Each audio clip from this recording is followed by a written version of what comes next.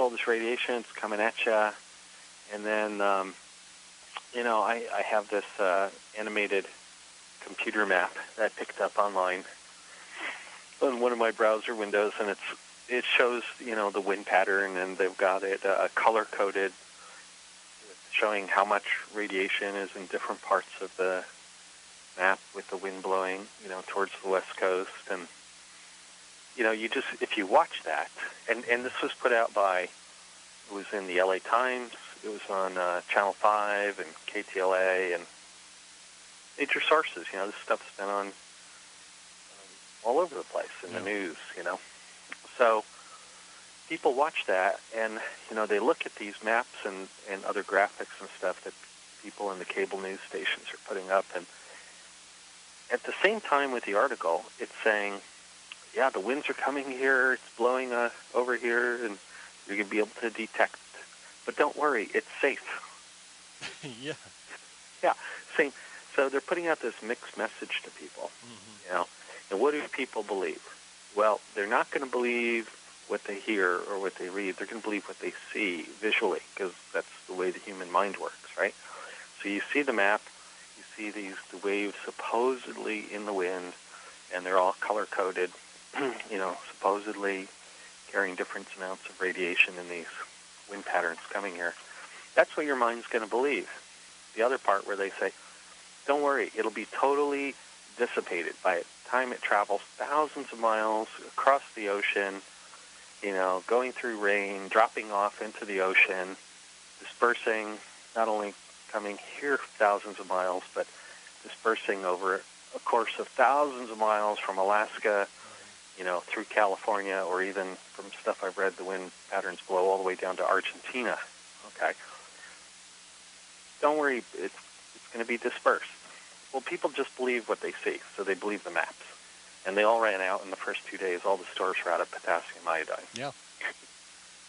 So, yeah, they panic people. Why they do that, I don't know.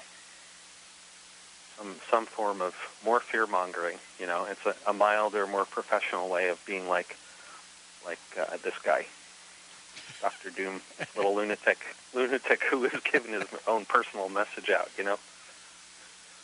But,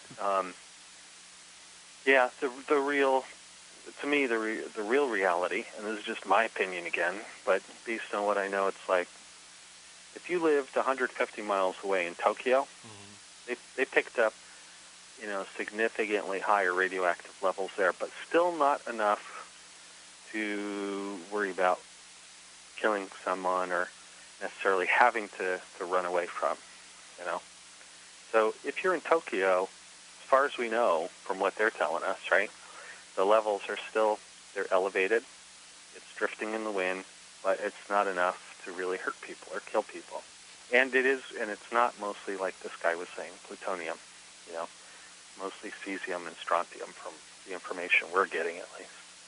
If it was plutonium, I would imagine the people there in Japan would be dropping dead. We'd be getting reports of people dropping dead. And not just from finding people that have, that were killed in the tsunami or the earthquake damage.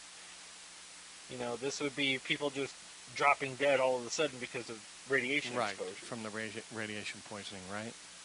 If it was strong if they get a high enough dose of it. I mean, it's not like this kid was saying where, one particle of plutonium, it'll kill you, Yeah. It's really not like that. Don't necessarily do it immediately either. It could be years later you would die. Could it be? I mean, if it's strong enough, can it affect you within weeks and you'd be... If you get a large enough dose of it, yeah. You have to really get a blast.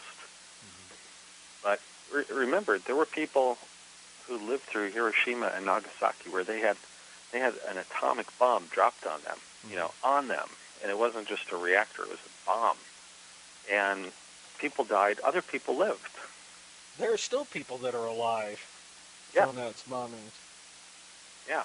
And I saw on the front page of Yahoo, there was one lady who was 5 years old when that happened, and she's talking about, the dangers that people are having to go through right now. Yeah, so it's, excuse me, it's not like it happens, and there's this radioactive release, and just everybody just falls over and drops dead. Some people it affects more than others. What happens with the blast is it's the blast of the bomb that kills people first. It's the explosion and all the power that's released from it. And then there's a second wave that's like a shock wave from that. In a bomb situation, it would be totally different, I think, with this reactor. It wouldn't be quite like that. But then there's the fallout, the radioactive fallout. And some people who get hit with a heavy enough dose can die fairly quickly, but others, if you're really close to it, like when the bomb goes off on you, if you're the workers at the plant, something like that happens, they could die. You're done instantaneously. Yeah, they could die very quickly or within days or weeks. But in most cases, the ones who are working there now, if there's not a major, radioactive release or a total meltdown, they'll probably live for years. Die sooner, but some will live for years. Now, if you're in the city at like Sendai near their plant, those people may have taken a larger exposure too, and it may affect them. But the farther you get away, the safer you are, and the longer the time distance goes. Radioactive materials of all type have a half-life. So there's a certain amount of time, and then the radioactive effect is half. That's what the half-life is. It's half of what it originally was. So as time goes by, it's a half, then it's a half of a half, and a half of a half of a half. So it starts diminishing rather rapidly. So that's the main thing, is get away from it, stay away, and distance and time provide safety. So, you take that into effect for us in California. It's like, okay, we're so many thousands of miles away. Things are quite safe here. And those wind pattern charts, yeah, I'd like to find the data on those, how they put those together. Because one thing I know, when they show you wind patterns and they're changing from blue to purple to red as they're drifting across the ocean, they don't have planes up there that are taking samples or anything right now. That's not how they're building these maps. I don't know who's color coding those things. It's mostly theory and conjecture,